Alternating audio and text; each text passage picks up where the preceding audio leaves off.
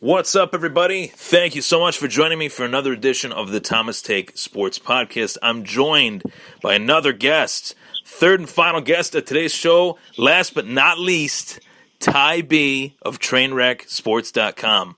What's going on? Just sitting outside enjoying a little bit of this weather while I can before we get some huge news about the Bills. It's already seeing some rumblings coming out that they might be trading up, so I'm excited. Oh, wow. Where'd you see that? I'm hearing they might be trading up, moving up to number 3 if everything plays out the way they expect at the top of the draft, moving up into that jet spot with the likely target as Quinnen Williams. Wow, that's some hot news right there. I don't even know what to say. You got me speechless. Of all people, you made me speechless, man. Yeah, you can argue for Ed Oliver or Quinnen Williams in my mind, either or. But, obviously, I think Quinnen Williams is the bigger guy. He's that nose tackle type of guy for the future that you can really build around to help free up the rest of your defensive linemen. It'll allow Harrison Phillips to move to that 3 technique, which I think they sort of see him playing. I think if you get Ed Oliver, you got sort of him and Harrison Phillips who are built in a similar mold, a little more athletic. Right. And I think that's where you look at adding Quinnen Williams, a little bit of a better run stopper, I think. I think Ed Oliver's a little better pass rusher. But, either way, I think I'll be happy no matter what they do. They got 10 picks, and I don't think all 10 of those guys are going to be able to make this roster because they've added a lot of good depth.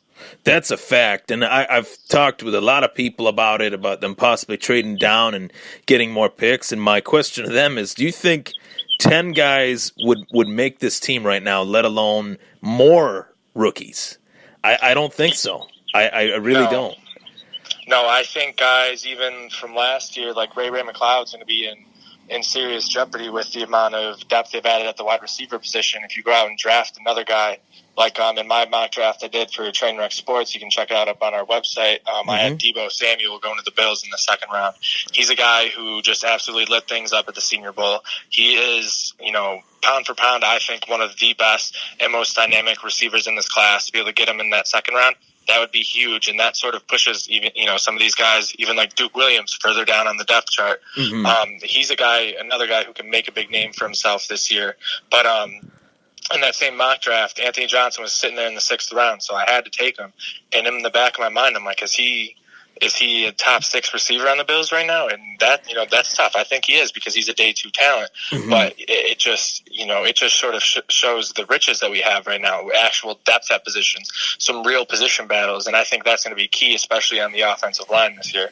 And you don't have just position battles with like younger players. You have position battles with players that are already established, that know their role. And guys like Cole Beasley and John Brown, they might not be the biggest names. We talked about that a little bit on the Buffalo Podathon, but they've made some sound moves that have fit their offense. It's rare that they do this. Yeah, you had Spencer Long on the offensive line, a versatile guy who can play guard or center. And Seke has been a starter in the league. These guys have a lot of starting experience. Cole Beasley, you saw, he had that huge catch at the end of the season last year to beat the Giants. That I think it was a one-handed diving catch where he just got his knee down. Right. Yeah, right before he goes out of bounds. That's an amazing play from a guy who consistently gets open. I think he's going to be a huge help for Josh Allen. And I think if you're Brandon Beane, you still got to look for more ways to sort of help him out a little bit. I think the addition of TJ Yeldon's going to go overlooked a little bit, but I think that's a big spot there that you have a running back, another scat type back, similar to LaShawn McCoy, who doesn't necessarily need the bulk of the carries but can make a huge play out of nothing. I think the screen game is going to be much more important this year with your speed guys, John Brown, and you got Robert Foster, and if Ray McLeod makes this roster, that's something he can really help out with. Isaiah McKenzie, same thing. So I think it's really just going to keep continuing to open up the dynamicism of this offense, because I think we're just beginning to see what Brian Dable's offense truly is. Oh, for sure. Yeah, he's going to start opening up this playbook a lot. I think you really saw it after Josh came back from that injuries. there was just a lot more design sort of RPOs and different movements that were sort of thrown off the defense that made things a little easier for Josh to read. And I think going forward, we're just going to continue to see more of that. It wasn't really when he came back from that injury too. They were in a perfect situation because it wasn't a feast or famine situation. It was just let's just let him play his game. Let's let him just chuck it deep and throw the ball as far as he can and see what happens. They did a lot of that. They really spread things out, and they let him kind of just play without a leash on, which was nice to see. I hope that they have more of a plan, which I know they do because they brought in the players to do that, to have a true balanced offensive attack. It's going to be really fun, and knowing that Josh Allen will be playing with the ones from training camp on is massive for him. Oh, yeah, he's going to have way more time, and it's great. You see a lot of these receivers and tight ends and whatnot have been working out with Josh a good amount over the offseason, getting out in California with him, hanging out. And a lot of them, a majority of the team has been here for the first part of the voluntary workouts for phase one, albeit, just physical workouts with the strength and conditioning coaches. The actual coaches can't even be there. But, it's nice to see the guys getting around. They're getting to use those new facilities, and these facilities are amazing. I think it was Ed Oliver who was talking about it. And, he said he would love to be here, and the facilities are beautiful, and, they're top of the line, and that's what you need because like Nate Oates has said, it doesn't matter what the weather's like outside. It's always warm in the gym. And for those guys, that's where they make a living. That's where they earn a paycheck. It's not always just on Sunday. It's that Monday through Saturday grind of taking care of your body and putting in all the extra work and doing all the nutrition and all that other stuff. And the Bills really have the infrastructure to help support, the teams properly now with that. As far as, we'll just look at it as if, because I'm starting to see these tweets and these reports come through that they might be looking to trade up for defensive tackle Quinnen Williams or maybe Ed Oliver to 3, which is pretty big news. But let's just play devil's advocate. Let's just play, the draft game, if you will. What do you think they would do if they didn't trade up to 3 and they stayed at 9? Who would you see them target? I think if you stay at 9, the obvious target is Ed Oliver if he's there. That's the key, is whether he's going to be there or not. I think if you get some guys moving around above you to, move up for some quarterbacks, I think Ed Oliver will definitely be there. But it really all depends on how everything's going to play out. I personally still am on the fence on Kyler Murray. I don't think Kyler Murray's going number 1. I think Bosa is going to end up going number 1. I just don't see them taking Kyler Murray number 1 with Josh Rosen still on the roster, because that's just going to continue to lower his value when you're seeking a trade to get him off the roster. I think you had to trade him while he was more of a hot commodity, and you're going to continue. Like, he was a number 10 pick last year, and you had to trade up to get him. You had to give up all these picks, and if you're going to give him away for less than a first rounder, that is a tough look for any organization. So you don't want to do that. So I think that can really alter the way the things are going to go, because everyone's been saying Kyler Murray and then Nick Bosa, the top 2 no matter what. Well, if Kyler doesn't go number 1, does that open things up for, a team looking heavily at a quarterback to move up to that 3 spot with the Jets? Someone offers more than the Bills. So I'm going to be really interested to see the way things go in the first half hour or so of the draft. But anyone else there at 9, I would have no issues with them taking Noah Fant or T.J. Hawkinson. I think they are both going to be great NFL tight ends. Hawkinson, the more all-around guy, a little better blocker at this stage in his career. Noah Fant's the more athletic field breaker. And, you can't go wrong with either of those guys. I would have loved Montez Sweat, but I'm a little uneasy about his heart condition. I'm seeing he might even drop all the way out of the first round. His talent and his arms are so freakishly long. Like, he has no issue getting, around pass, or when he's pass rushing, because no one can get in close enough to him to really engage a block. The leverage is unreal that he has on anyone. Yeah, so hopefully, it's someone like that. I also wouldn't be mad about DK Metcalf, just because it shows they're trying to really make some dynamic changes. And that's something you just kind of love if you're a Bills fan after so many years of anemic offenses. Hopefully they're trying to do something to help it. Another guy, though, if they do move up, I I would just love the storyline of this, drafting Josh Allen. Right. Can you imagine? Like, Oh you my can't God. even put Jay Allen on their jerseys. You can't put J.O. on their jerseys. Like, do you have to put the whole Josh Allen, like, and their middle initial or something? Like, how do you decipher them? Like, we'll see. That'll be interesting. That would be very interesting. And they had, I mean, he's such a good player, too. It's not even about, I mean, the storyline will be hilarious, but the fact that he is actually that good of a player, and he would be a huge addition to that defense based on who they currently have and everything. So, yeah, I mean, there was a lot to take in there. I definitely think that Kyler Murray would be a huge shock to me if Arizona picked him first overall. I think it'd be a topic of discussion for many years to come as to why the heck did Arizona do that, especially, as you said, a good point that you made was that, you know, Kyler Murray, if they wanted to take Kyler Murray, that's fine. But why would you wait so long to decide to take him while Josh Rosen is still on the team? You're literally dumbing down his value by taking Kyler Murray with him still on the roster. It just doesn't make much sense. But then again, not many things that Arizona's done recently have made sense. I would trade that pick 10 times over if possible.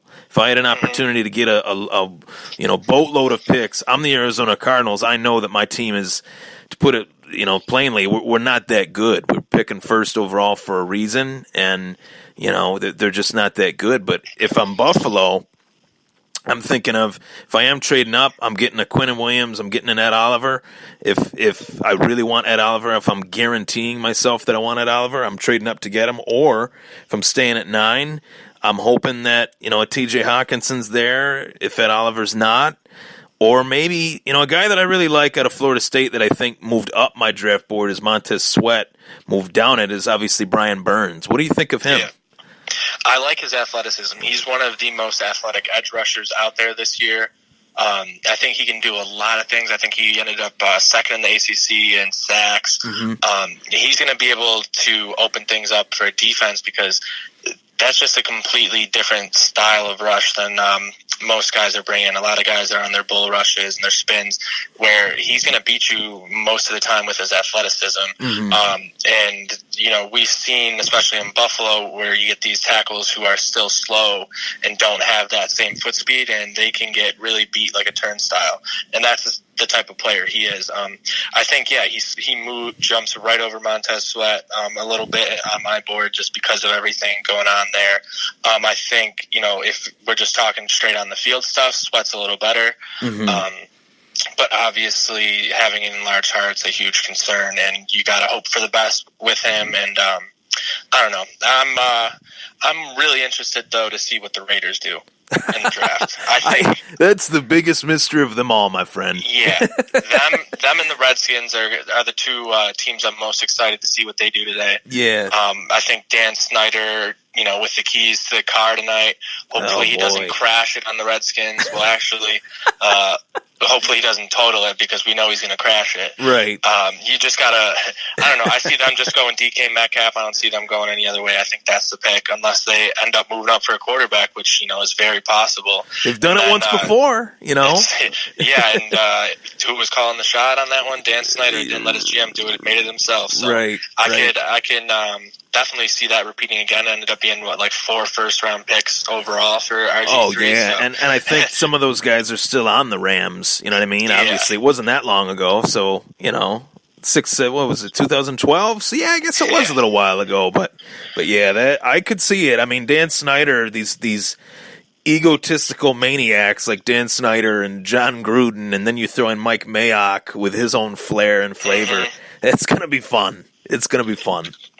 Yeah, my mock, I think this is sort of best case scenario for the Raiders. I gave him Devin White at 4, which it sounds like that's probably who they're going to take there in that spot. Ian Rappaport reported that they were it was going to be more of a surprise pick, and the number one name he was hearing was Devin White. Number two would be a quarterback or an offensive tackle. We'll see about that. And then I gave him N'Keal Harry out of Arizona State. I think he's that type of receiver John Gruden covets. A big body, athletic as well, can do a lot of different things, can really open things up on the offensive side. And then I gave him Clelin Ferrell, a guy who can slot in there because they need That'd be a real good rusher. first round. Yeah, Clelin Ferrell is a proven pass rusher out of Clemson. He had a great national championship game, and he, there's a ton of pedigree on that defensive line. So, he's learned from a lot of great players there.